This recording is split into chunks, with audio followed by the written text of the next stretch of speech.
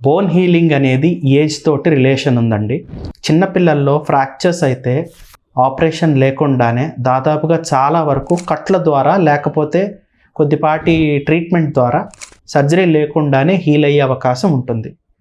వయసులో ఉన్న వాళ్ళకి ఒక మాదిరిగా ఉంటుంది, వయసు పైబడిన వాళ్ళకి తగ్గిపోతుంది.